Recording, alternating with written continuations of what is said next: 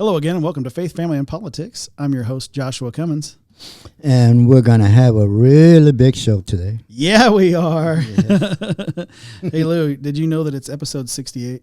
68, wow. Yeah. I missed a few, but...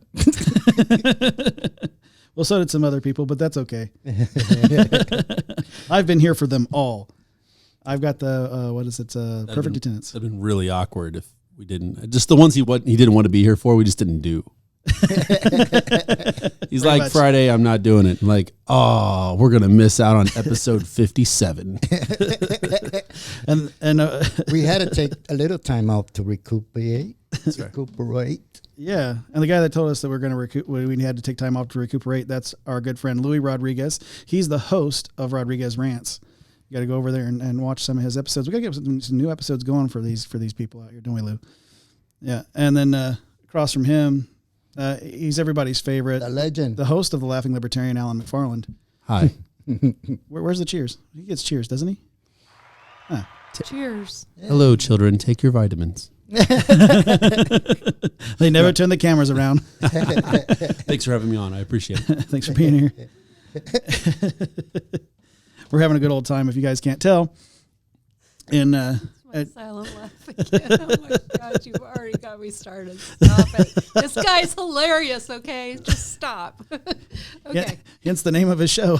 Right. The Laughing Libertarian. It makes sense. Okay. Yes. The plumber, he said he watched a little bit of our show. Uh-huh. He said, boy, you guys love each other in that show. You always laughing, enjoying yourself. I said, yeah. Louis' bill went up by $50.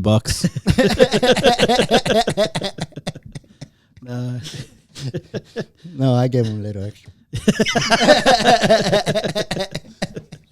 Hey, I'm not here to question who had the power, okay? Whether he charged you or you gave it to him, I don't know. $50 is $50. But speaking of, since you're here and you're listening to us and watching us, and we'll get to who's bringing the message this week here just very, very shortly, because she's a very special guest. We love having her here. You know that this is also underneath the banner of Revolver Broadcasting, right? So that's why we mentioned the fact that there's the Rodriguez Rants and Laughing Libertarian. You got to make sure that you're following, subscribing, hitting the notification bell, liking, sharing. Sharing is caring. And also, what do we got to do, Alan? You're going to comment. Hit the bell, ding dong.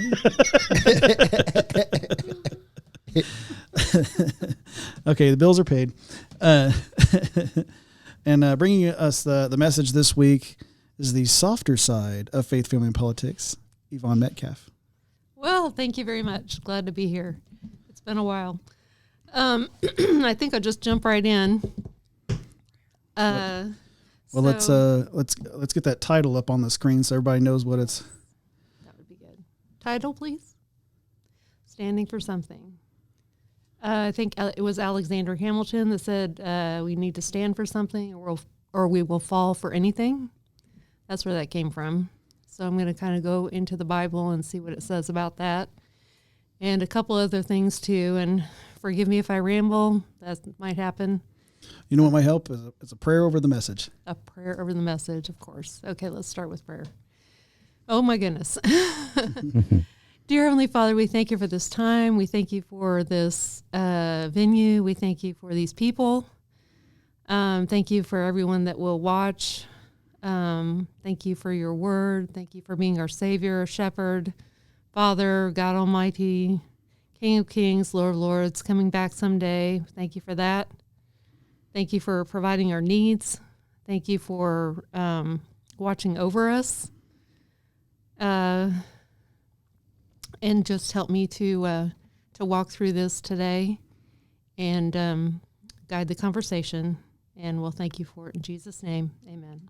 Amen. You got to do better than I did last week. Boy, that was... We're not talking about last week. What happened last week? I said a lot. Yeah. And repeated myself a lot. He had a solid remix of whatever he was doing. Yeah. Instead of the scratches, it was just No, it was actually, I didn't notice it, to be honest with you. Very Biden-esque moment. There were just 3 or 4 English words that I don't think actually were English. But beyond that, it was fantastic. Fantastic. Way to make a girl feel good. Okay. We believe in you. Yeah. Oh, yes. Okay. Well, thank you.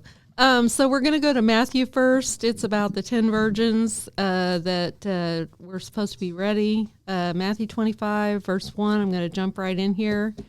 It says, "Then shall the kingdom of heaven be likened unto 10 virgins, which took their lamps and went forth to meet the bridegroom. And 5 of them were wise, and 5 were foolish. And they that were foolish took their lamps, and took no oil with them. But the wise took oil in their vessels with their lamps. While the bridegroom tarried, they all slumbered and slept. And at midnight there was a cry made, Behold, the bridegroom cometh, go out to meet him.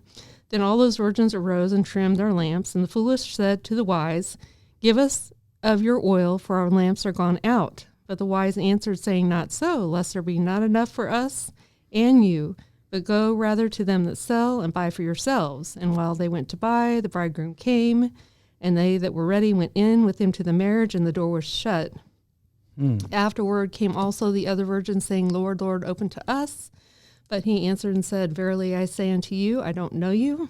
Watch therefore, for you know neither the day nor the hour wherein the Son of Man comes." And so that's the main verse there for, watch therefore, for you know neither the day nor the hour wherein the Son of Man is coming. And so we're not sure when Jesus is going to come back. I kind of touched on that a minute ago. I've talked about this enough on this show. I think everybody here knows what the teaching is in the Bible about Jesus coming back for his church. And he's going to be coming back soon. And so we need to be ready. And so that's where the title came from today, Stand for Something. Because while we're waiting for him, we're not supposed to be standing around twiddling our thumbs or tapping our foot or chit-chatting or all the things that we like to do when we're wasting time. You know, I think about growing up, and my mom would say, I watched my brother from the time I was 12 years old, and she would give us chores to do before she got home. And we would know when she was coming home. And so we would, you know, a lot of times put it off to the last minute. And so most of that, the majority of that was laundry sometimes. And she said no one allowed in the house, you know, don't play with the stereo. They had a really nice, huge stereo back then. This is back in the 80s, and filled up the whole wall, the whole nine, and could blow your ears off. I never had that problem. You know that? It was it was all for the woman. My mother made my sister do everything. I felt sorry for her, you know. Oh my gosh. Well, my mom said, you know, watch him and he's supposed to help you. He didn't do much. He was younger, and I tried to corral him, but he was determined to do his own thing. He helped when he wanted to, basically.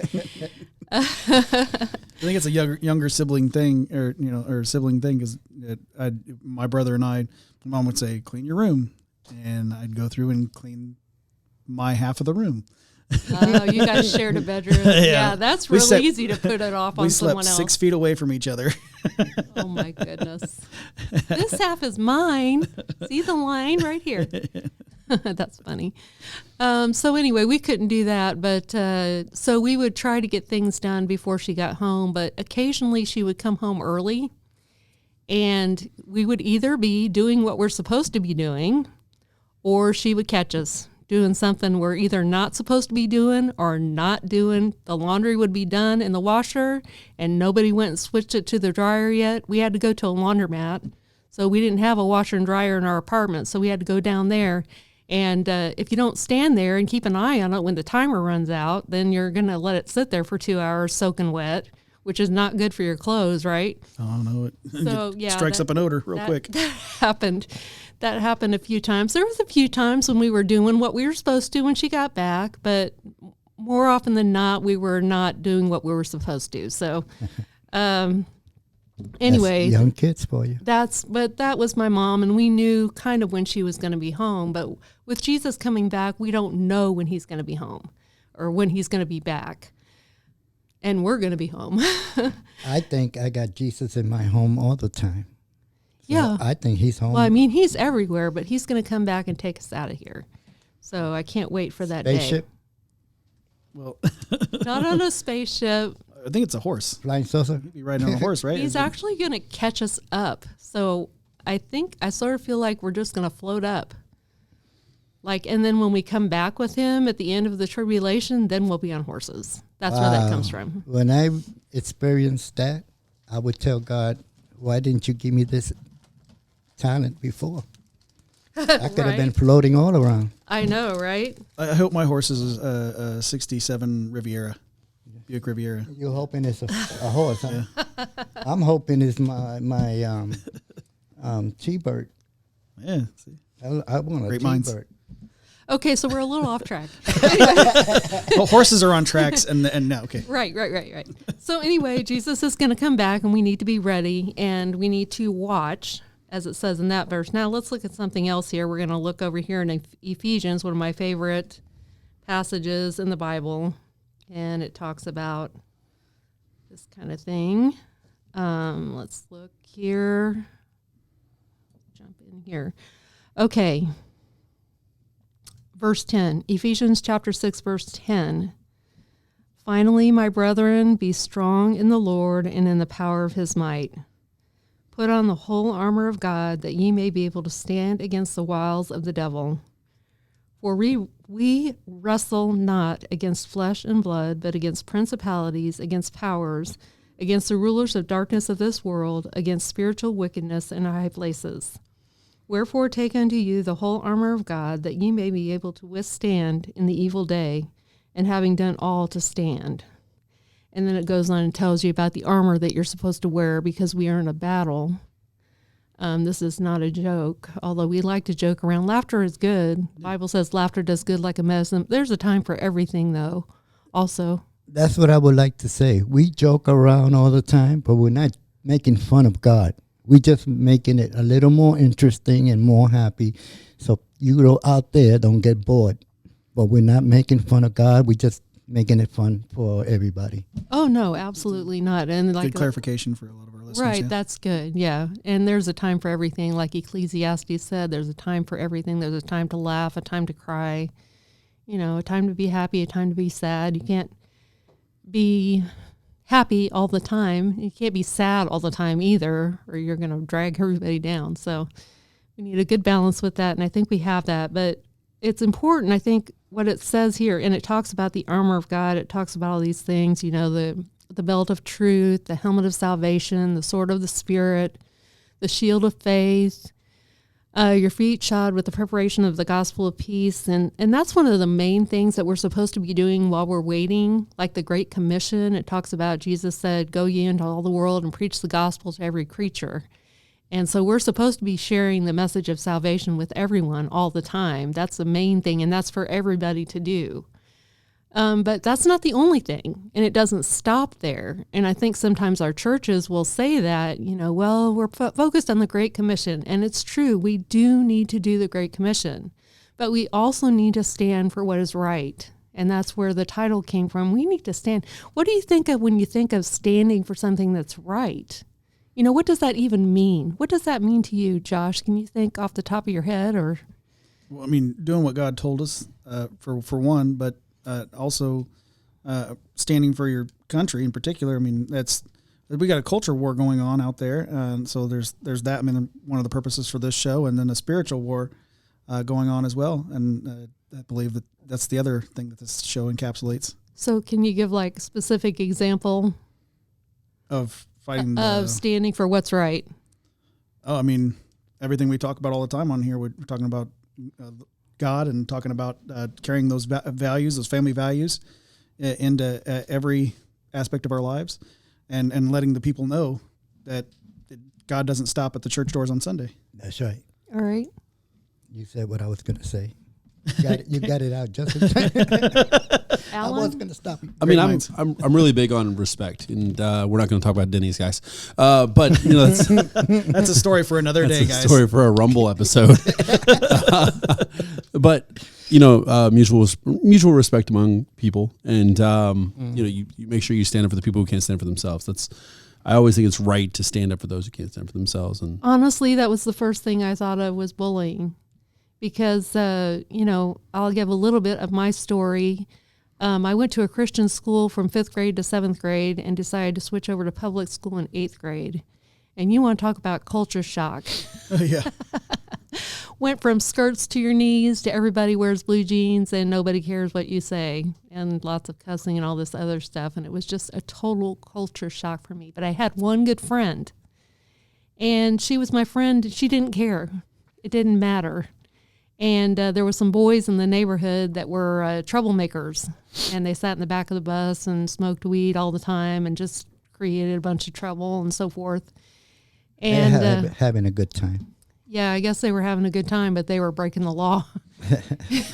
So, and they gave the bus driver a hard time and all that too. And they were constantly just picking on people, trying to start a fight. And me and my friend were riding our bikes in the neighborhood. And I don't know if they tried to stop us or if they tried to push us off our bike. But my friend got off her bike and she said, "Don't you dare touch us, or I'm going to touch you back." And they didn't even know what to do. They just took off like a bunch of sissies. And it was amazing though, because she was standing up for her friend. She was standing up for somebody that was being bullied. And my brother was another example. He was Filipino. So he was shorter than everybody. He had different skin color and his hair straight and everything. And they used to call him Chinese and this kind of thing. And me, big sister, I'm like, "You leave my brother alone or I'm going to kill you." So I stood up for him too. So when I think about standing up, that was honestly the first thing that came to my mind. It's important to stand up for people who can't stand up for themselves. I think we're on the opposite ends here. I'm saying I stand up for people who can't stand up for themselves. I mean, like people who are stuck in wheelchairs. I stand up and go, "What's wrong with your legs, buddy?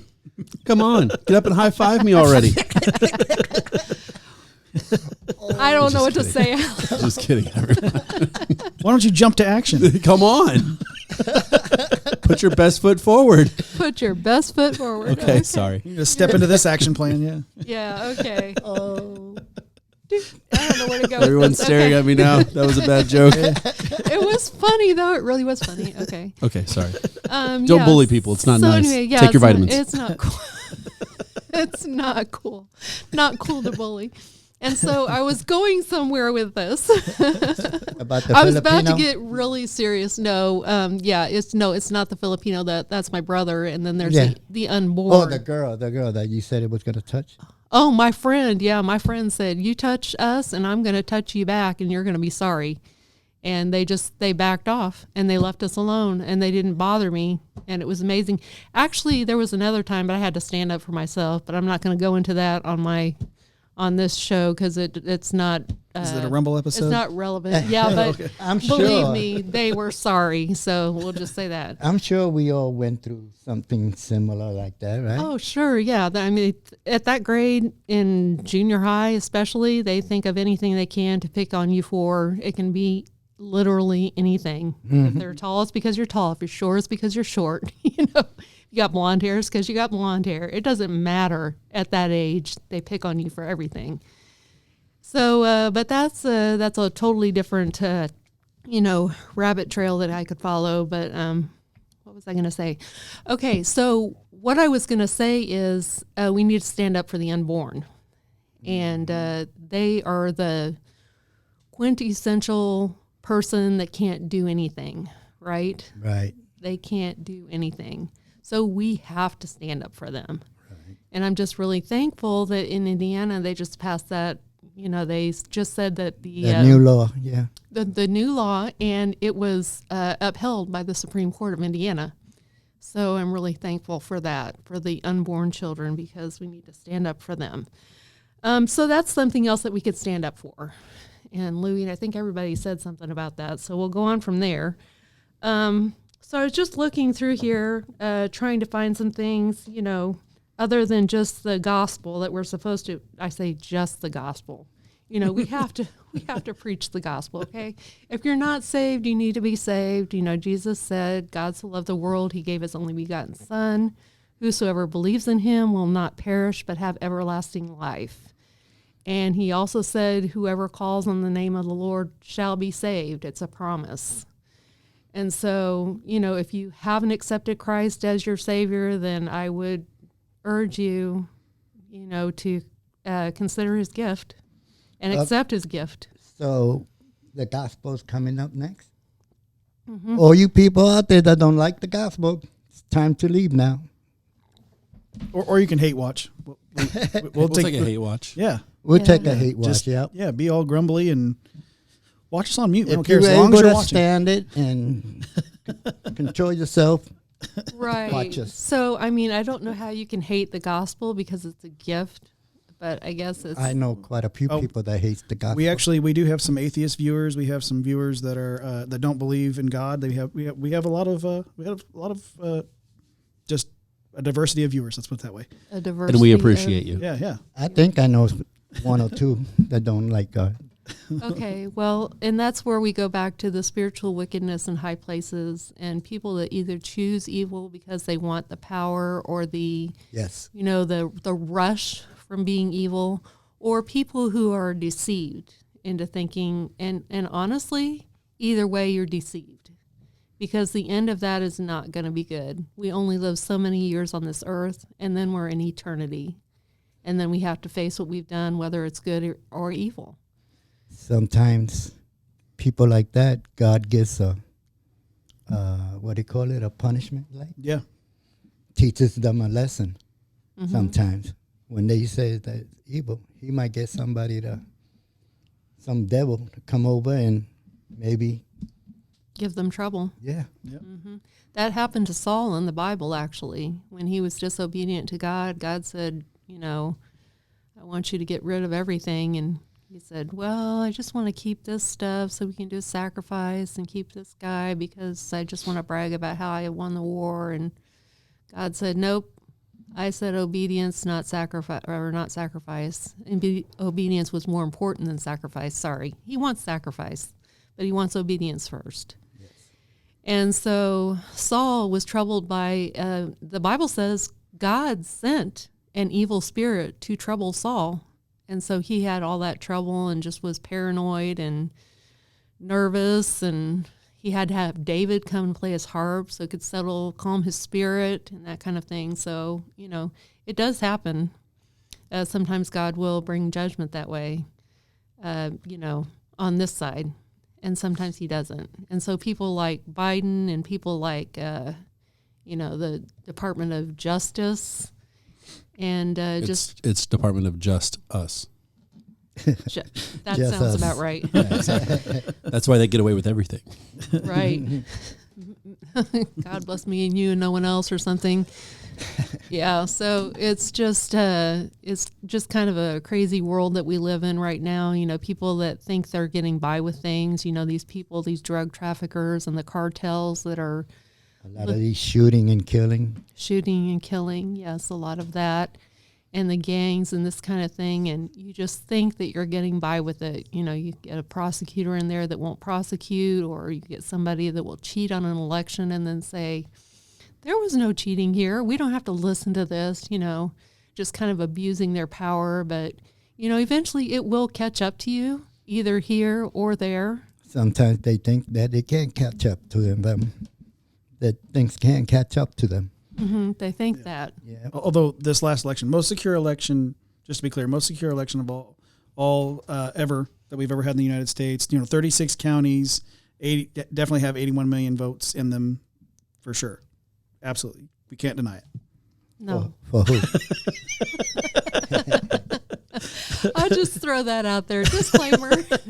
He's being sarcastic. Okay. Am I? I hope so. Or you need to get right. Oh my goodness. So anyway, it talks about that, but you'd be surprised it talks about it in the Old Testament. Like that's one of the other things that we're supposed to do, and one of the things that that Israel got in trouble for not promoting justice and taking care of the fatherless and the widows and this kind of thing, and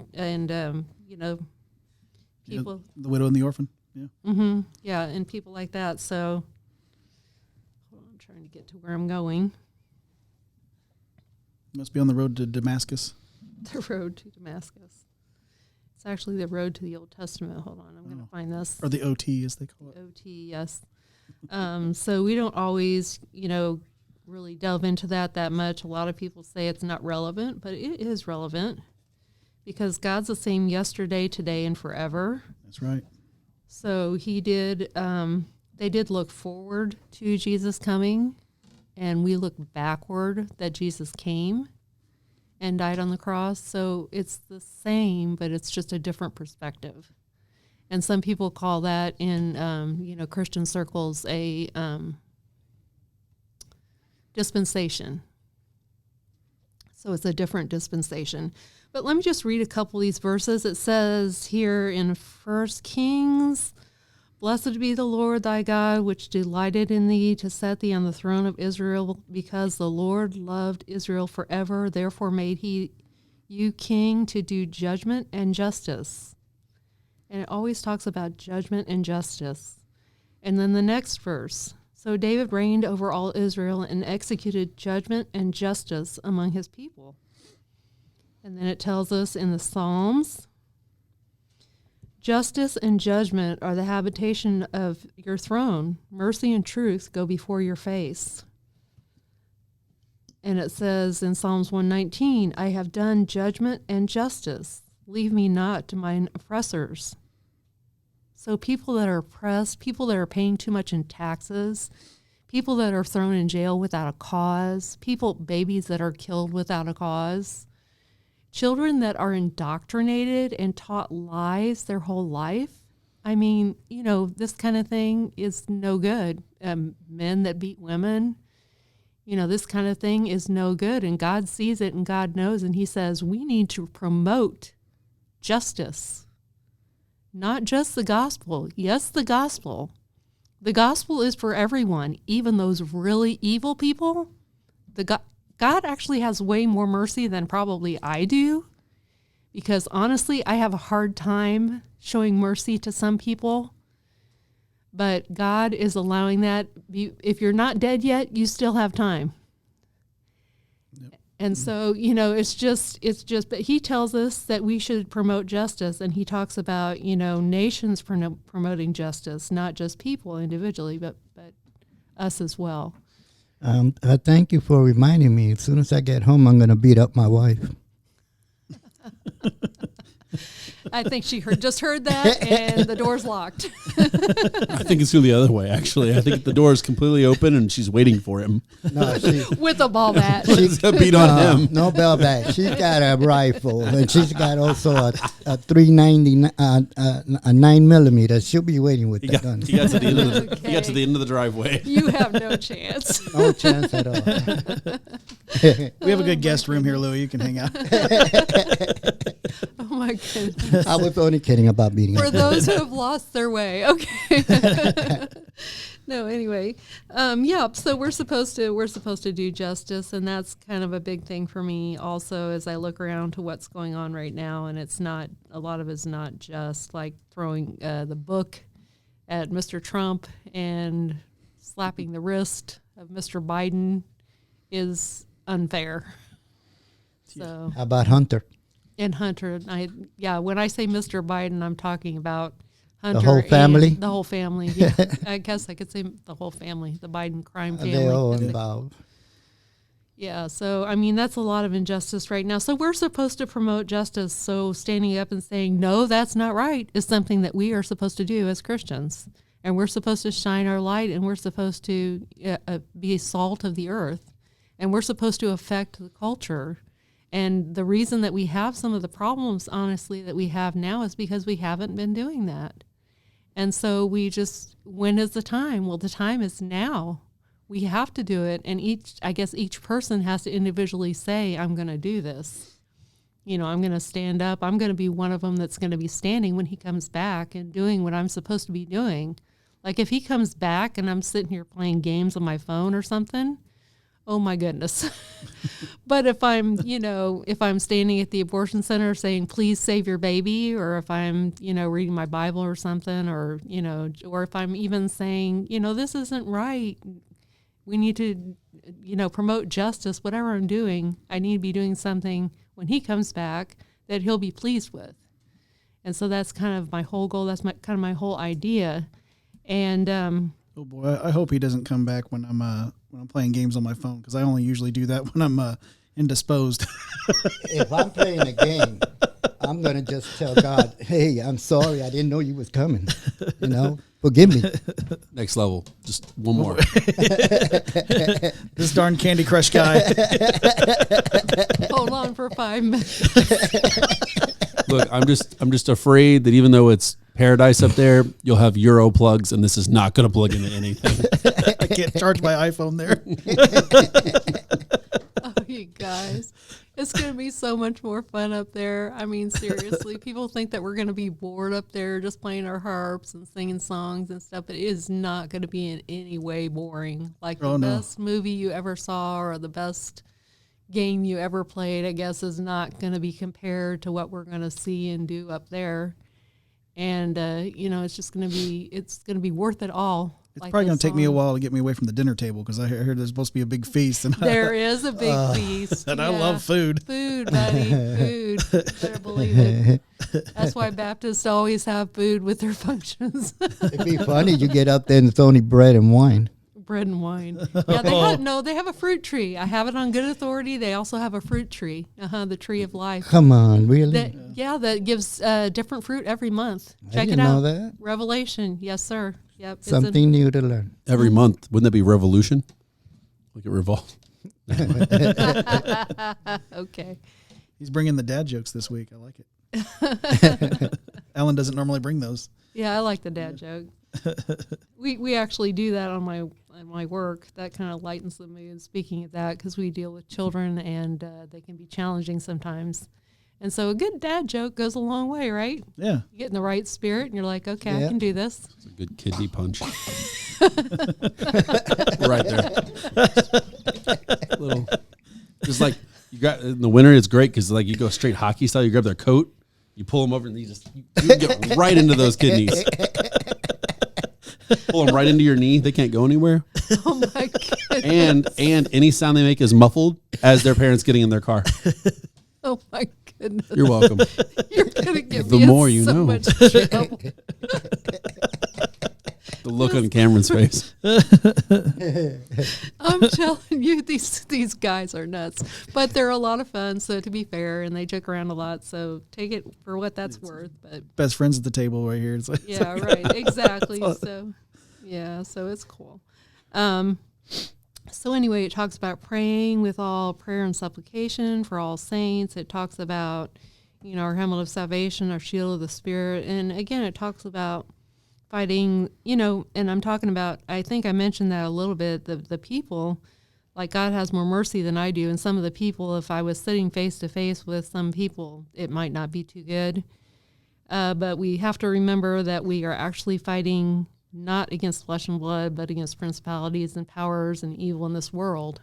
And so it's really the evil behind it that we're fighting. And so that's something that we need to keep in mind, I think, when we're in battle. So let me see, what have I got here? Okay. So with that said, I guess we can move on to our next segment. Yeah, the family portion, yeah. Josh? Okay. So we kind of talked about family a little bit, but yeah. I think we can carry that through. It tends to be a thing that we do when we have you on here. Right. Yeah. It kind of all goes together. It kind of meshes and gels. Are you saying I talk too much? No, absolutely not. Absolutely not. No. It's just the format shifts a little, but that's good. That's good. Just nice to change it up every now and then. If we all did everything the same, it would be boring, right? And they wouldn't want to watch. Yeah. Right. But they're here now watching. Yeah. Let's evolve. Let's evolve. It sounds like a Pokemon thing or something. Yes, that's No, the precisely guys at the producer's desk know all about that. They've been trying to teach me. I still think I say it wrong. Pokemans, is that about right? I got thumbs up from both of them. Pocket monsters. Pokemon. Yeah. Okay. At any rate, all right. Going So- on to the family portion. Uh-oh. Now what happened there? It was like it was there, and then it was, let's move it along. Nothing to see here. Step away from the Pokemans. All right. Straight to the politician. The Pokemans. Okay, so Tony was really into Pokemans. That's my son, for those of you that don't know. I never watched the show. So. It's Tell us more. More about the Pokemans. So yeah, I mean, that was it. He was really into it. He did the drawings of it and everything, watched every single show, could tell you every single character in the whole 9 yards. And we had a big discussion about that when he started up with it. Because it was foreign and there was some questionable stuff about it, back in the beginning. So I don't know how everyone feels about that, but No one should keep their pet in a tiny little ball. true story, right? Basic. Right.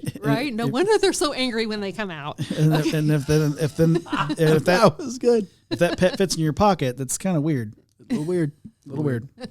I don't see I don't see you get on an airplane with one of those. I seen somebody with a dog in his pocket. A dog in his pocket. Yeah, in Indianapolis, believe it or not. I almost I shot a guy with a believe it. dog in his coat. I've seen some dogs in like Really? carriers and that kind of thing. Yeah, it's He had his hand in his beautiful. coat. Seriously. He approached me from behind with his hand in his coat. I was like, dude, I'm gonna kill you. Like, I'm strapped. You have a chihuahua in your coat. You're getting ready to die, and I didn't know you had a chihuahua. Oh. He just came up like that with his hand in his coat and started talking. I was like, dude, you startled me with your hand in your coat. Yeah, I thought you were gonna pull out a gun. Believe me, that there's not enough mass in that dog to save you, bro. Maybe not such a great idea, huh? Yeah, my friend had it in his pocket, and the dog's head was just sticking out while he was walking around. And I'm going, my God. You know what That's breed? not a real dog. Can't you afford at least a baby carry? Sorry for all those people who love small dogs. Yeah, you're blasphemous. Dogs are supposed to be medium to large.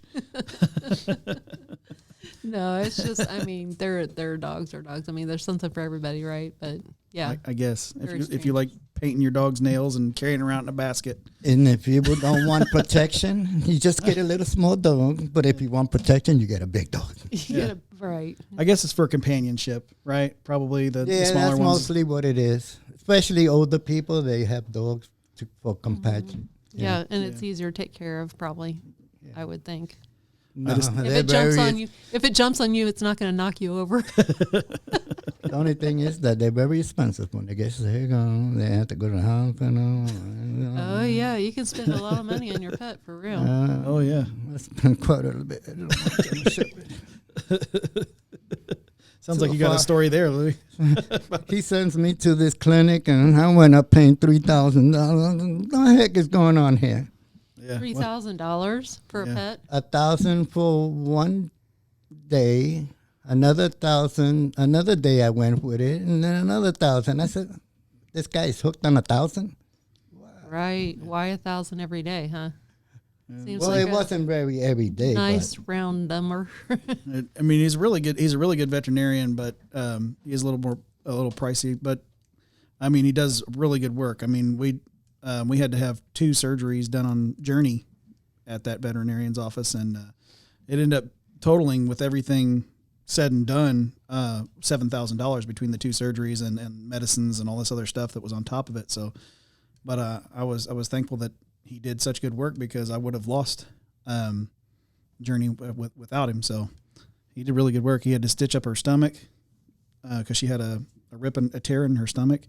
So she just got healed up from that. She was opened up from sternum to just above her lady parts, and after she heals up from that, she ends up getting a big old hole in the back of her leg, and they had to. I don't even know what happened. I don't know how it happened. I just know there was a big old hole in the back of her leg. They had to get all the stuff out of it, the infection out of it, clean it out, and then sew it up, and then or staple rather, and they had to keep a tube in it so it could drain, to keep it from getting infected. And man, that was a lot of sleepless nights. But I'm glad that we had the vet's office. He did a good job. Yeah, They talk a lot about it. If you're gonna Johnny. pay a lot of money, you should get a good service for it. I mean, that's just common sense when you're talking about money. You want to get your money's worth. So I have no luck with dogs. Mostly every dog I get, it's got some allergy or something. And then when you take them to the doctor, the shot alone is $700. Just a shot for the allergy. I said, my God. it seems a little high. I think so. I complain, but it's nothing I could do about it. Yeah, but good thing we had, like I said, good thing we had the veterinarian.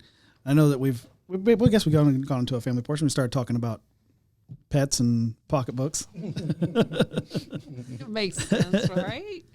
Alan, They're part of the family. Yep. Alan's pretty familiar with the dogs here.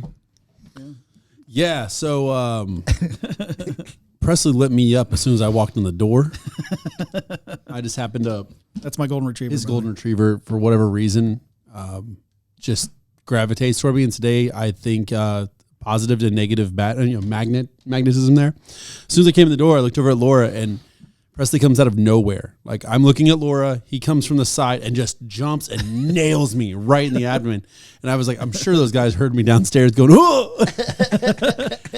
I wondered what the noise was, but I was like, He hit me. He almost put me back out the door. Like, it was bad. Hit me hard. And then he runs over and he gets, he's eating and he's right at basically the opening where we have to come down to the studio. And he's just, no, man, you're not going by me. And I'm like, come on, move. And he's just like wagging his tail, eating, not looking at me. He's like, no, you're stuck here until I let you go through.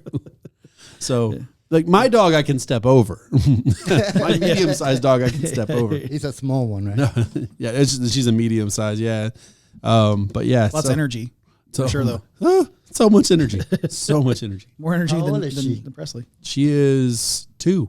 She's 2 now. Oh, she's still a baby. But I mean, So she's still a puppy. yeah, her vertical leap, she can look me eye to eye. That's how my daughter's dog is. How Carol's dog is. She has I don't know what he is. He's part pit, but I really think he's part Jack Russell because he can do that vertical jump. Is that vertical? Yeah. Yeah, vertical up and down. Yeah. She's an Australian Shepherd, so she's just all energy all the time, just all go. Seriously. So it was kind of funny though. I came home on lunch today because I didn't have electricity. We're in the Midwest and got smoked by a storm.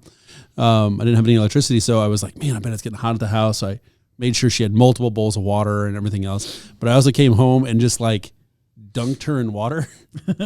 I got it down in there so she'd have something to cool off. She could lay there and cool off. But instead, she was like, "Oh, it's go time. Like I feel better now. It's zoomies. Let's do zoomies for a while." And I'm like, "No, you idiot! It's hot. Stop running. Just lay there." Oh yeah, she's not going to do it. Now the whole house is going to be covered in water. I didn't even care about the water. I just didn't want her to like overheat, right? Like she's this big and she's that fluffy, and so I'm like, I just want you to stay still. So I put water on you. I don't want you running and raising your body temperature. Yeah, she didn't get that point. No, she was like, "Dad's home in the middle of the day. It's game time." Yeah. Anyway, I'm sorry. Yeah, No, it's good, man. And, well, it's like that's Presley's new thing. What you just described. Oh, dude, but there was a lot there was a lot of build up to you getting here today. So between Laura and I, when I first got home, we said your name a few times around Presley, and since the last time you were here hanging out and stuff, and so every time we say your name, he goes to the front window and he looks out and he looks for you. He was ready. Yeah, I was like, "Where's Alan?" Yeah. And so, yeah, and he's been waiting for that moment when you walked over that threshold and he could do what he did. Yeah, he's like, if I hit him hard enough, I can put him in the wheelchair, and then he's stuck here, petting me for eternity. Josh, you'll be happy. Oh my god! Someone to take care of Presley. Yeah. House guest. Woohoo! Okay.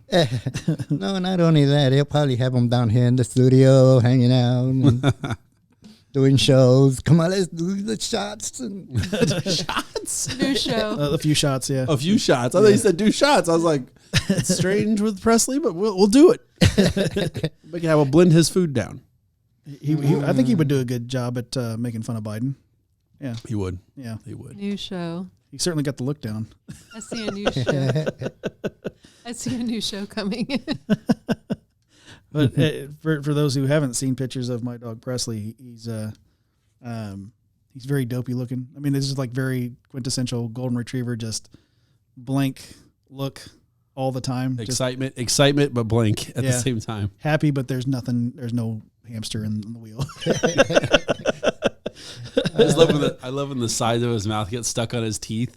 It's just like curled over, like his mouth curls over. It's best. Sorry, it's the best. It's the best. That's like my dog. He's funny because whenever he hears firecrackers or thunder, he's hiding in the laundry, and then after a while you see him sticking his head up.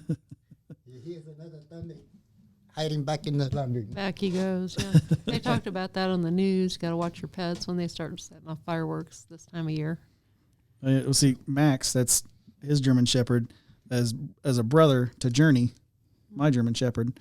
And Journey, she has the opposite reaction. She barks and wants to go after the fireworks. Like, she can stop them from going off. See, Emmett was like that. No, Emmett actually did that. We were doing fireworks in the backyard with Carol and the family and all that, and he was running toward the fireworks, trying to shut them up by eating them. I'm like, no, dog. No, not good. Get your nose blown off. She sees them going off in the sky, and she's like, woo, woo, woo, woo. Oh, yeah. He was a riot. Now, our other dog, Bear, he did not like him. He would cry and hide and start shaking and sit up next to the sofa until it was all over.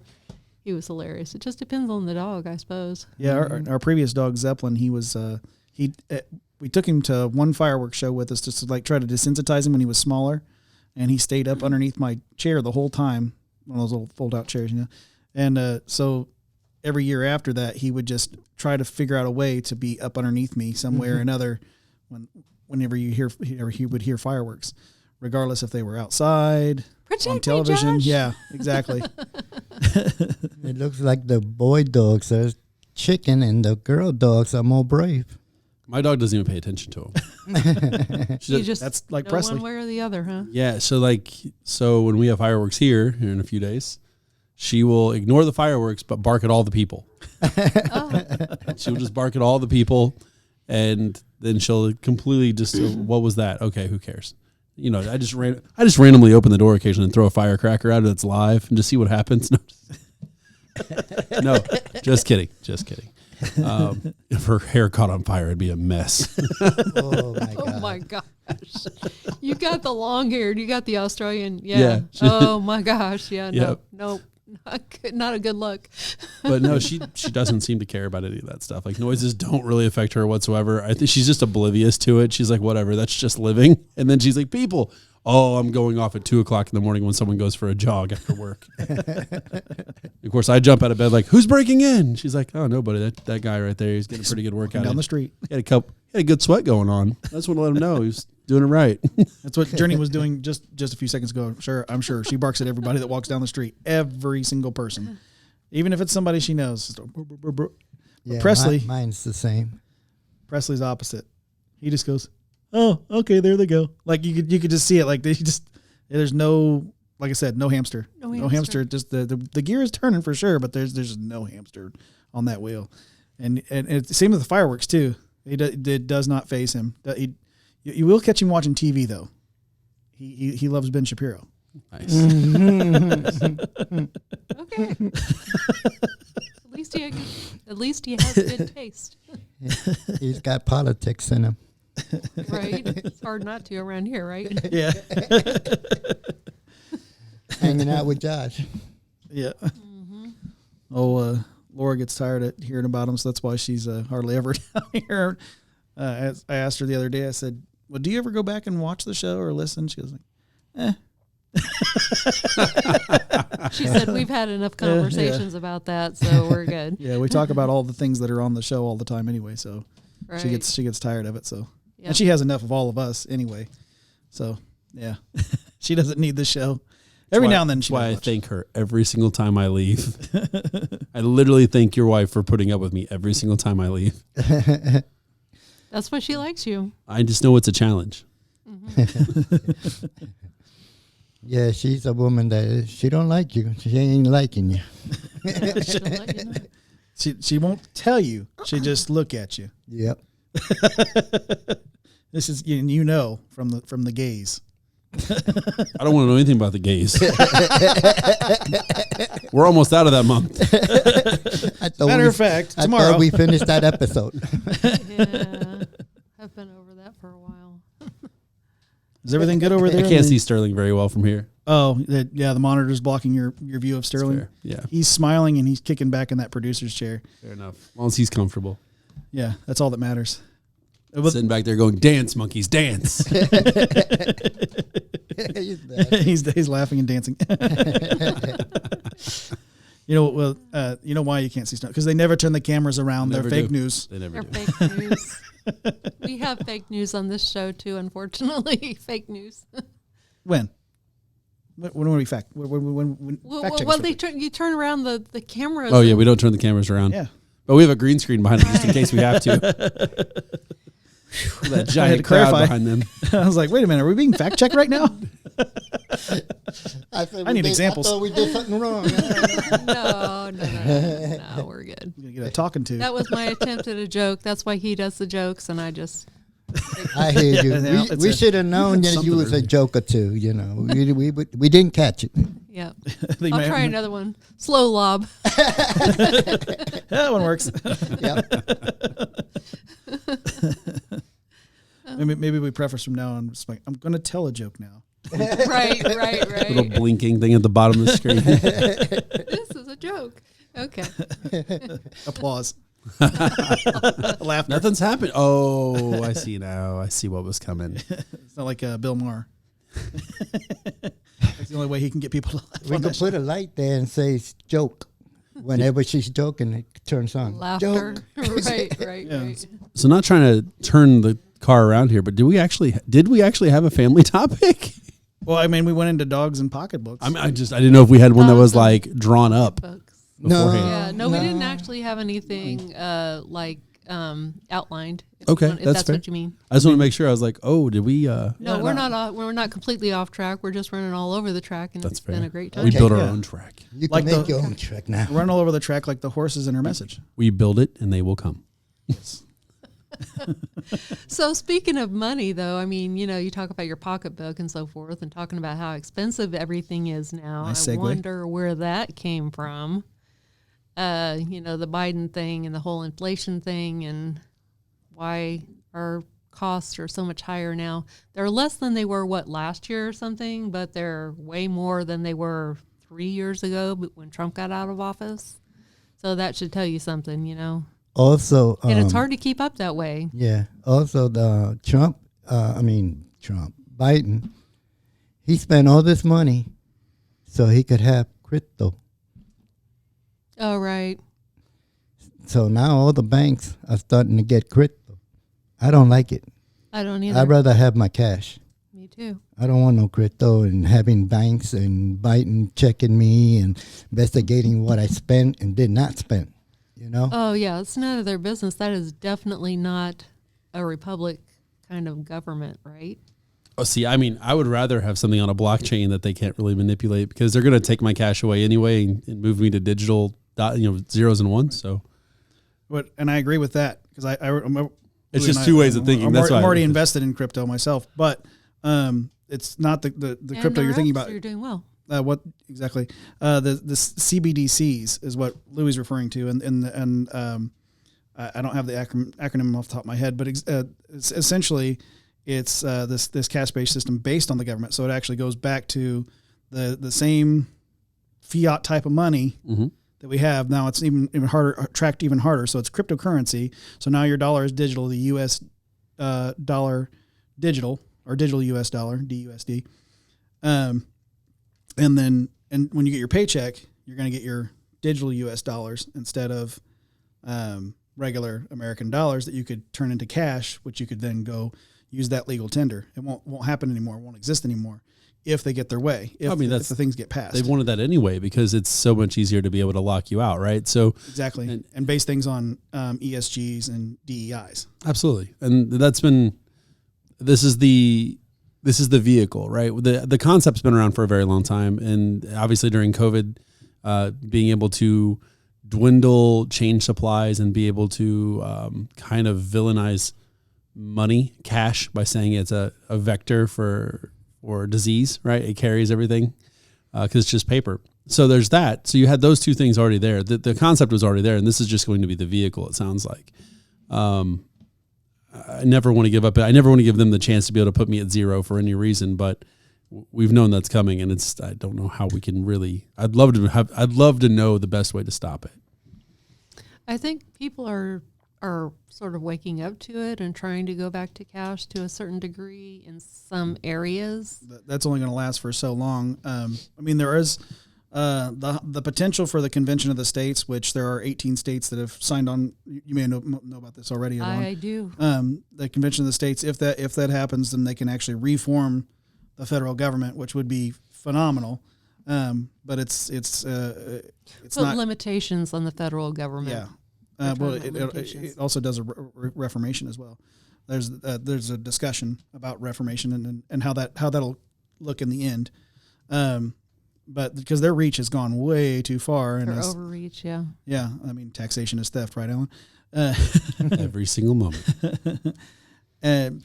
Talking about taxation. So if you See get the roads? into the Crystal, do they take the taxes out of it? Out of your crypto? Yeah. So the idea is that they'd be once they break this is the thought process behind them putting us on the digital U.S. dollar. It makes it to where you don't have to go to work anymore to earn your money. You're going to get a universally based income, right? So they give you a paycheck for nothing. So you think, right? But what it is they give you these, essentially they're credits, right? Like just like when you go to arcade, you get credits. And then what you do with those credits is you can then purchase your things that you want to, like you're getting around in your car or watching movies or any kind of entertainment or whatever you want to do. But those credits only go so far, and you can only fill up your fridge with so much of those credits. But they also control how many credits you're going to get, how much digital U.S. currency you're going to get based on your ESG, which is economical, environmental, sociological, and something else. Anyway, it's a score that they have on you. It's basically like a social score, right? Like in 1984, right out of that book. Or in China. Yeah, it's already in China. Yeah, right. So they already use it in China. Yeah. And then if you're a company, they'll also enforce it whether or not you're employing people based on DEI, which is diversity, equity, and inclusion. So if you're not checking all the specific boxes with your employees, let's say if your employees look a little too homogenous, or if they're not, if they're all the same, they choose the same friction, then we have to start diversifying that portfolio, and we're not allowed to stay in business because we don't have enough diversity. Or I wonder if they would just go ahead and, because something has to pay for the UBI, right? Something has to pay for the universal basic income. I wonder if they would just tax them at a higher rate, because I mean that's the whole idea, right? This kind of Marxism, socialist kind of concept where we're going to give everybody free money, right? So they don't have to go. And the concept is we've become such an industrialized nation that people don't have to go to work. Machines will do the work. So if people aren't going to work and machines can do the work, that means the factories aren't paying for people. So now they need to be taxed at an exponentially higher rate to pay the people who are sitting at home. So, well, there'll still be certainly like a slave class that would be the assumption, right? Like you still have to have people maintenance machines, right? Right. Over time, the AI will be able to probably replicate itself, fix itself, and go through and. But they're supposed to get rid of that. That's the problem with capitalism, right? Capitalism says, unfortunately, someone's got to lose, and that's true. It's very true. I'm a capitalist. I believe in it, but at the same time, you don't. But capitalism also preaches or teaches us that you may lose. All of us lose at some point, but we don't keep losing in a system. Sorry, you're looking at the next story. Oh, Also, we're getting ready to go into the first story, actually. on these machines that they're using, Lowe's got one.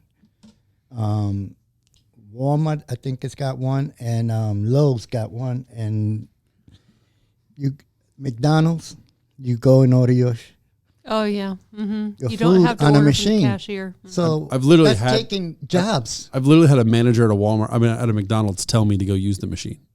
I have too. I have to, So like- and Lowe's that had. They didn't say, hey, if you want to skip the line. Now, it's one thing to say, hey, if you want to skip the line, you can use a machine over there. I already think that's bad because it's already teaching people to. But I've literally walked up and they had the lights turned out at the counter. Yeah. And I walked up and I was like, hey, I just want to order my food. And they're like, yeah, just use the kiosk. And I'm like, yeah, well, I like the fact that you're employed. This is exactly what I said, of course. I like the fact that you're employed, and I'd like to see more people in here doing work. Humans. So how about we have someone at the counter? And he's like, well, I'm sorry. Unless you go through the drive-thru, you have to use the kiosk. They talk about the president and all that, talk about giving people jobs and this and that, but the way I see it, they're taking away jobs, putting these machines in there. Well, they take the idea is that they're going to take those people out of positions where they're working and they're going to stuff them in warehouses filling orders. That's the concept, Yeah. right? It's probably, yeah. You kill all these other jobs and you just move them into warehouses. And then guess what? Why was the public school system ever designed the way it was designed with the curriculum that it has? It was originally designed to teach people to be good factory workers, honestly. The math and everything that you're taught in public schools, originally the curriculum was to teach people to be good factory workers. And that sounds so bad in today's society because we didn't know that. But that's why they did it. So guess what? They can get right back to that, teaching our kids how to pick. It's also why they did the new math. Right. Because it makes kids think in the way a computer thinks, in zeros and ones. That's exactly what it is. If you go back and look at new math, I think Sterling can probably verify this. It's all based on zeros and ones. He's nodding his head yes. And and once you've reformed or actually even formed a brain from a early age, based on this version of math, that's all they see. That's how they think. We've talked about how to think a lot on this show in the past. And once they think that way, they're programmable. There's no creativity. There's no deviating from the course. You do what you're told, and that's it. Obey. And you do it well. Yeah. Sounds like there's a movie with Roddy Piper called They Live. I don't know if you guys have ever seen it. It's from the 1980s. If you've never seen it, go back and watch that movie. It'll open your eyes. Literally, he has these sunglasses that he puts on. It's based on a I can't remember the author's name. The guy that wrote Stephen King novel. These aliens come to Earth, but we can't tell who the aliens are.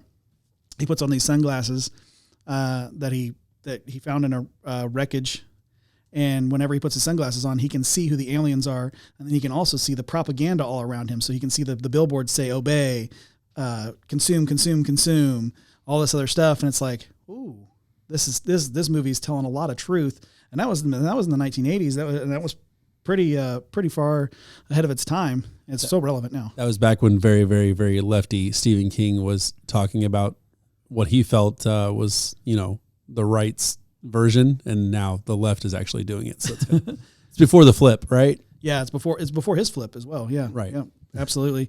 And it illustrated a lot of things. We talked about the robots. I think that they got their affirmative action. They did. They got their come up. Yeah. And speaking of affirmative action, the Supreme Court rules on the future of affirmative action. That's what they did this week. On Thursday, the Supreme Court of the United States issued their ruling on affirmative action. This article actually comes from the DC Inquirer. Okay. They ruled on affirmative action with the court concluding in Students for Fair Admissions Incorporated versus President and Fellows of Harvard College, the university carried out unconstitutional racial balancing. In a 6-3 decision, the Supreme Court found that it was unconstitutional to consider race in university admissions, thus striking a blow to the way that college admissions have functioned for decades.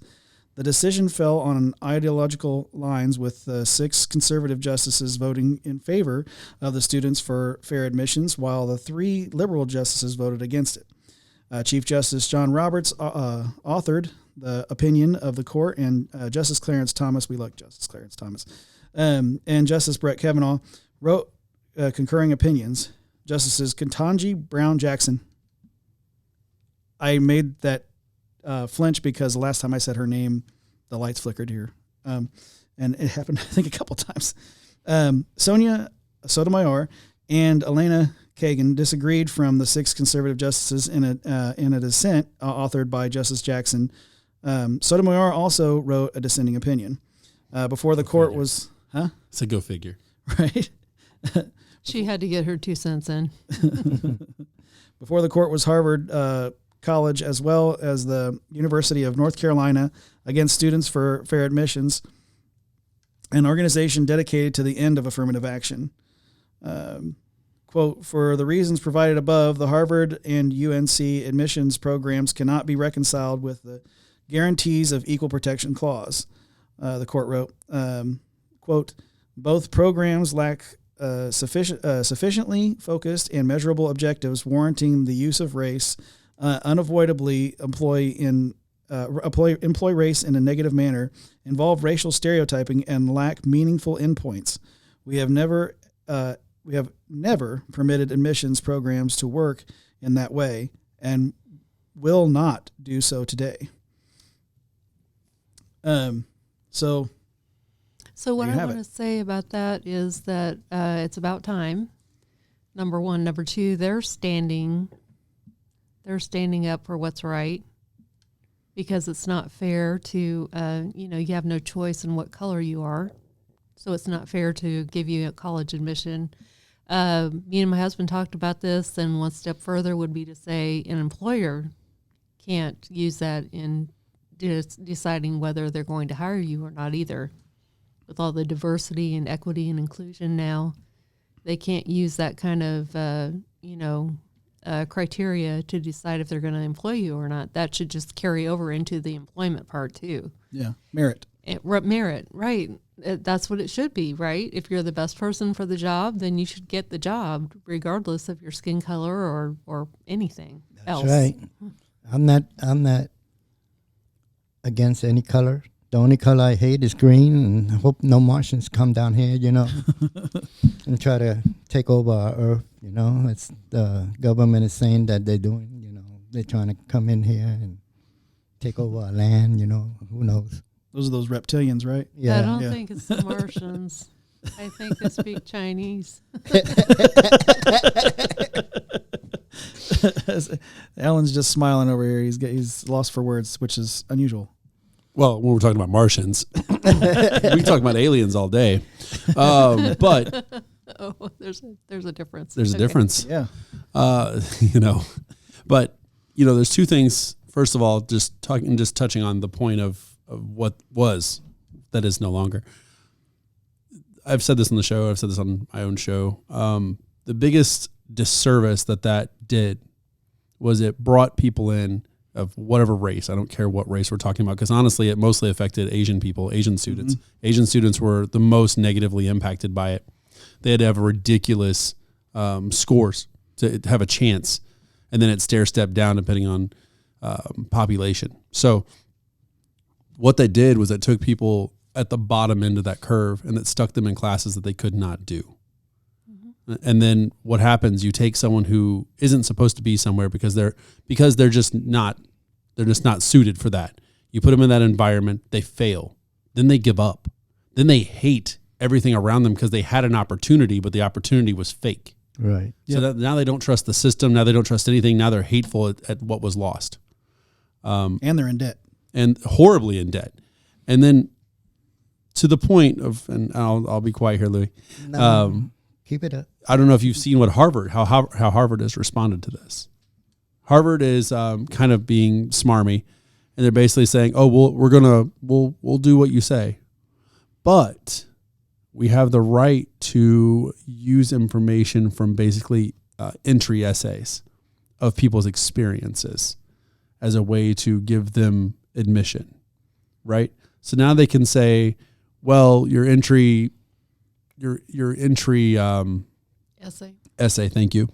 Words are hard sometimes, especially in essays. So they can use that as a way to understand. Now they're not really going to look at your color or whatever it might be, but now they can look at your background and say, okay, now I want a campus full of people who think the same way. So now that's much more powerful. Because that's what it's about anyway. But think about that. It's so much more powerful now, right? There's no voice of dissent. You don't accidentally give Josh, admission to your college where he might stand up in a class or a lecture hall full of 300 students and be that voice of dissent. Now you can go, okay, these 350 kids all sitting here, they're all going to bark the same things back. They're all going to think the same way. And now it's not about your race. Now we can pick by your ideology. Mm-hmm. Maybe now it's not by your race, but before it was by your race. And they put in any people that came from another country into the United States, they will fail because they put it that they make it that you could fail because they don't want to see you succeed, but more than Josh will succeed, because he's American. Well, they don't want Josh to succeed because he's a white male. Yeah. That's the very lowest but class they have more in the totem pole. They have more of a rights than straight white male. Despite straight there, I should straight white male, and we're lowest on the totem pole. And think about this. The only reason they have this kind of power is because and this has gotten better, but generally speaking, all this chatter behind me. Anyway, producer's desk. We gotta get them mics. The reason why they've been able to get away with this thus far is because that degree has so much weight, right? And we've gotten better about this as a society. But I mean, growing up, that was what I was told in high school or even in elementary school. You go through this, you go to college. College gives you the opportunity to get the good job. And then as we got older and we looked at people who went to college and we went, that's great. I just started working and I'm watching you make less than me. So, but if you have that prestigious degree, right? You can have that same degree that you had at IU, but now you got it at Harvard. And so Harvard now can dictate a lot of things because they have so much power and so much sway because your average degree with a Harvard name at the top of it bumps your income up substantially. And that's why you have to be that voice of dissent. Like I keep thinking about the God's Not Dead movies. There were like 4 of them. Just the first one was about a college student who went to a I was going to say psychology, but it's not psychology. Philosophy. No, it was philosophy class. And his instructor said, all right, well, we're going to get this out of the way. Just write down here, God's not dead, or God is dead, and we can go on with our class and I'll teach you because we don't need to discuss this in the class. And the student stands up and says, I can't write that. Speaking of the voice of dissent. And his name was Josh. Yeah. Little known fact. Okay. So second show, they go through this whole thing and he wins people over to his side because of his arguments and so forth. And at the end, the professor actually accepts the gift of salvation at the very last minute, which was an amazing movie if you have not seen it. The second one is about a teacher who a student asked a question about religion and she answers it truthfully because she's a Christian, not with just the party line, not with just what the book says, but what she actually believes. And they take her to court for it. The parents of the student take her to court. The student doesn't take her to court, but the parents do because they disagree with her ideas. And so there you go, voice of dissent again, thinking differently and affecting this whole change with this student. And now you've got all these students in support of this teacher saying, wait a minute. That's what's so great about America because we've always been able to stand up and have that dissenting opinion. We've always been able to stand up and just, like with our First Amendment and everything. And I think that's how the founders, created it to be so that we could stand up and say, no, that's not right. And always have that balance and always have that check on everything. But when we're taken up out of here, then it's going to be so much easier for the evil to overcome everyone because the Holy Spirit is really the one who puts that inside of us and gives us that courage and gives us that knowledge, I guess, of truth, Yeah. And so when we're taken out of here, then we're going to have evil and it's just going to be, it's going to be so easy to run people over and just say, you've got to wear a mask. Or whatever it might be, it's going to be, I'm sure, much worse than that, Oh, yeah. Thought we were talking about Darrell Brooks again. What's that? It's the guy who ran over all the people at the Christmas parade a year and a half ago. Oh. He said to run over people. Yeah, Darrell Brooks Jr. Right. Okay, gotcha. Don't want to get the dad smeared. He didn't do it. He made it. Yeah, so. It's responsible by proxy. Exactly. Let's hope that Josh don't have to go to the hospital or anything like that because he don't wear a mask. You can't tell him to wear one. Nope. And I won't either. And I went to immediate care and I was a little bit worried about it, but the whole thing's been dropped. The CDC has dropped it. There was a big article in the Epic Times that said, hey, they did this study and they don't work. And yet I went to the clinic today and there were 20 employees in there and 2 of them still wearing masks. And I feel like I should walk around with the article and just take it to people and say, hey, did you see this? Because I'm just like, it's the medical field, right? And you should know. You should know what the truth about it, right? But on the other end of that, I mean, masks do actually help if you have something. That's just plain. That's normal. That's everything, right? That's not just this, that, or the other. It's just the people who are scared to catch things wearing them just crack me up. Now, if you got up for work that morning, and a few times I have worn a mask, I've gotten up, had a scratchy throat, something like that. I don't want to take a chance of getting somebody sick. I throw a mask on, and then I get, oh, were you scared to get COVID? No, man, I'm not scared. But do you want to take this down and cough on you? Yeah. You walk away with whatever this junk is? The thing about that is it doesn't stop a virus at all. So if it's viral, it's not going to stop it. It does stop droplets. Droplets carry the virus. Like if you when you're like if you're coughing on the inside, then it does stop that. It stops you from. It will stop droplets, but it won't stop the virus from being. But the virus itself, it's like throwing sand up against a chain link fence. But the virus is in the droplets. That's kind of like how we don't have clouds. We don't have that nasty thing going on outside because of the rain last night. Well, the hospitals, they don't believe in none of that. They still think that you need to wear a mask in the hospital. And that's one of the reasons, I didn't go to the hospital because I could have gone. I fell today and busted up my left side, so I went to the immediate care instead of the hospital because I didn't want to deal with the Gestapo. The Gestapo. Yeah. it had to be a more graceful fall than Joe Biden. And speaking of Joe Biden, gets us into our second article this week. Coming from Town Hall, Biden screams at a reporter for asking about Hunter Biden. Yeah. My goodness. I've seen that. So Joe Biden just lost all composure on the White House lawn when he was asked whether he was personally involved in strong-arming a Chinese official, as was revealed by text messages from Hunter Biden uncovered by the IRS whistleblower. In the same exchange on the White House lawn, Joe Biden's brain shut down as he told reporters, that's what it says in this article I'm telling you. He told reporters that Russian President Vladimir Putin was losing the war.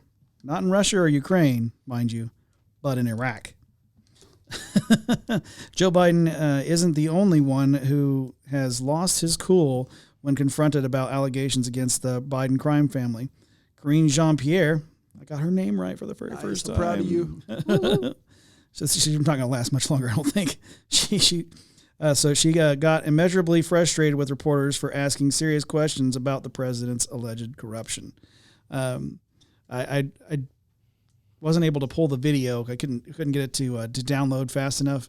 But it was rather funny to watch both of them blow up at the reporters for basically asking a serious question about something that's in the news.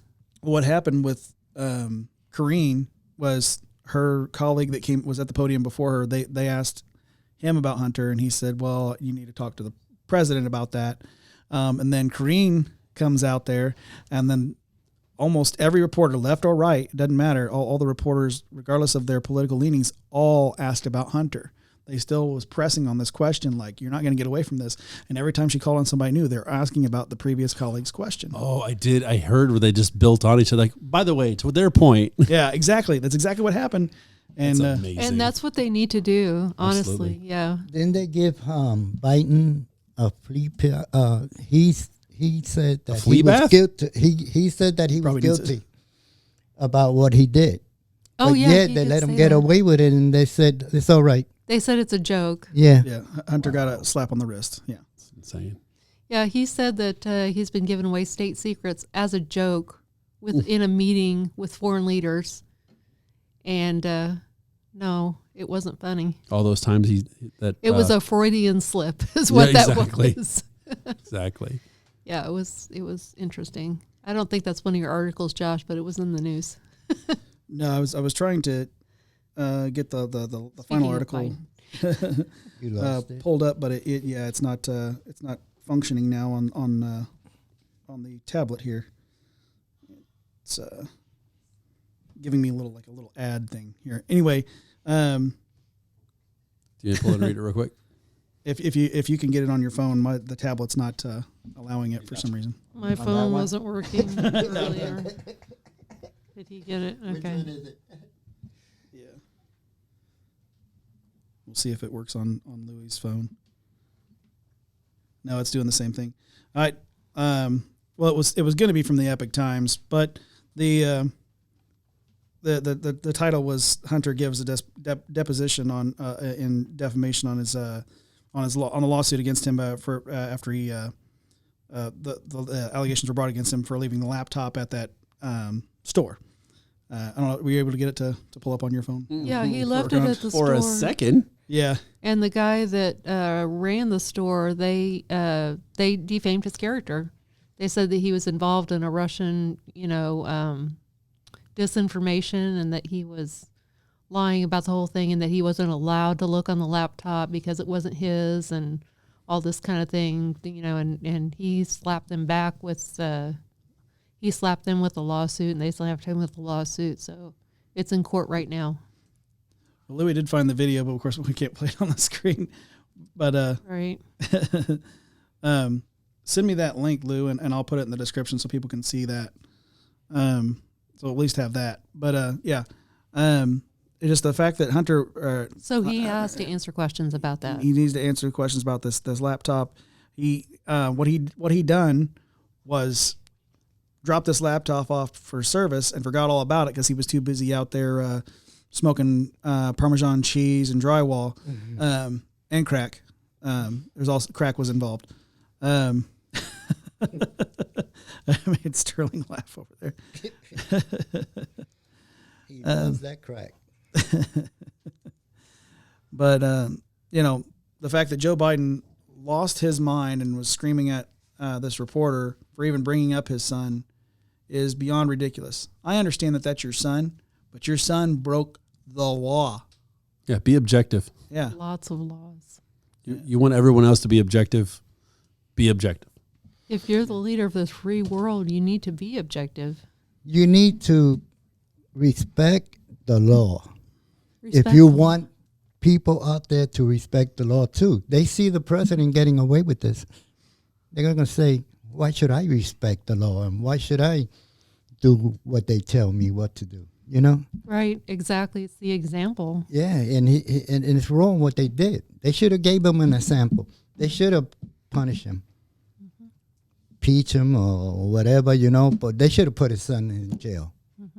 That's the number one. And if they absolutely. He committed felonies. Yes, okay. And felony gun charges for all their complaining about guns. And who knows what Nothing else for he might Hunter. have done. Right. He could have That's done amazing. a lot of other things. You That's never such a know. good point. They're so hard on guns, but he's walking around committing yeah. felonies by carrying one, But yeah, by buying one. Yeah, by buying one while on drugs for sure. Well, also the guy who he dropped the laptop off to is facing all kinds of legal trouble. The guy that the laptop store, the repair the store, owner or whatever. Yeah. The guy that was yeah, there. he said he's had death threats. He's had people try to shut him up. Because he's telling the truth. He's like, look, this crackhead dropped off. That's that I can call Hunter Biden a crackhead because that's what he was. But anyway, he dropped this laptop off. He's made that allegation is not just an allegation. That's the truth. That's what really actually happened. And for them to try to shut him up it shows how far they will go. I'm really surprised that he's still alive, to be honest with you. I am too. The owner of the shop, I am too. And if this had been, and not to do a whataboutism necessarily, but if this had been Don Jr., drugs or not, if this had been Don Jr. left a laptop and then the things that are on that laptop would have been seen, there would have been no end to the investigations and all this stuff that they're doing, reporting and just talking about it. Yeah, just like with keeping Trump in the Donald Trump in the news cycle, and trying to cover up the fact that there is a court session going on for Hunter and that he should see jail time. I think the judge is going to actually throw out the sweetheart deal. I really think he will. I hope so. He can't get by with this. Like I said, justice, right? And so we're supposed to stand for justice and hope this person is one of those people that will stand up. I mean, That's all we can hope for at that point. He probably Pray is for him. That probably he is will. worried that that it'll be seen as political because the judge was Trump appointed. But you know, I don't think that should have any sway on it. It's like if you broke the law, you broke the law, and it should be the law should be applied equally, right? Yeah. Yeah, Biden's got a it's lot not- to do with that. Believe me, Biden got a lot to do, and who knows how much money he pull out to help him out. Oh yeah, well that Chinese money that they were getting from their deals with China and Burisma So and $500 million each. exactly. Yeah. Well, Probably the money they used to keep Biden from going to jail. I mean, Brighton, Hunter. yeah, Hunter, yeah, we'll have to see how it all pans out, and all we can do is hope that justice is served, and that's certainly not being served with former President Donald Trump. He's had indictment after indictment over, and they still can't find anything. They're just trying to keep yeah. him out of the politics. They're trying to get rid of him and keep him out of the politics so he won't run. But it ain't going to stop him. He's going to keep going. Honestly, I actually think it's the opposite, guys. I think media makes more money off Trump being in office than anything else. So why would I not run every single bit of information I have? True. Because if I can keep him on your TV, and yeah, he's going to polarize people, but the people who aren't going to vote for him aren't going to vote for him.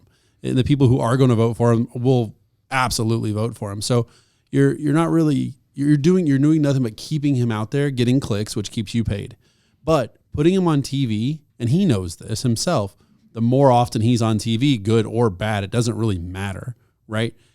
People loving to hate you and hating to love you and everything else is going to get people to pay attention. So the likelihood of him getting elected, even with negative press, is amazing. And that's great for the media companies because they're going to make more money on a Trump presidency. So yeah, I think there's some covering up. Yes, that certain places are going, let's keep Trump out there so we can silence this because he's going to be boisterous and loud and he's going to say, unfortunately, the wrong things a lot of times.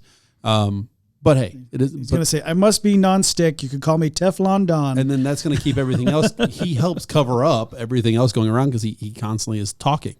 But on the other end, media companies want him elected, so they're going to keep him on TV. But at least Trump don't talk to ghosts and people that are not there. That he No, wants to shake that's hands. completely fair. I'm not against. I'm not saying anything bad. I think honestly, it's a huge play because CNN has nothing to talk about if he's gone. Right after so long, he falls out of the cycle. Unfortunately, so you want to re-up.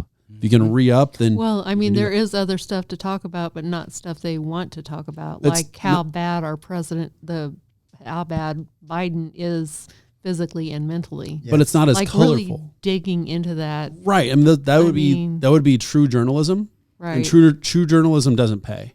People don't click on things but Trump is such a large character himself. I understand that. Yeah. I understand what you're saying. Yeah. He's a showman. I understand it's that. so huge for them because they can just keep cashing in on him. It's huge. To a certain degree. But I mean, I think you can make it interesting if you really are going to be a journalist and you really are going to capture people's attention that way. I think it takes some creativity and some work, I guess.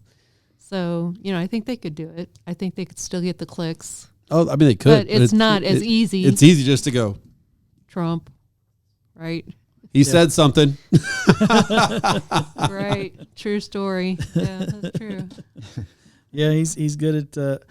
I'm good at the same thing. Chewing on my shoes. He does the same thing. But I love the fact that he's got no filter. I love that there's not a filter on that man. I think that's why I like him so much. We need somebody like that. We need somebody that is willing to make these other countries shaking their boots, so to speak, because they think he's a little bit crazy, and if they think he's a little bit crazy, then they're less likely to attack Ukraine, or attack Taiwan. So. Or blow us up. Or steal all our stuff. Or let Poland think that they can conquer something. Because now Poland's even talking trash, talking about they're going to make moves now. So we'll have to see how that goes.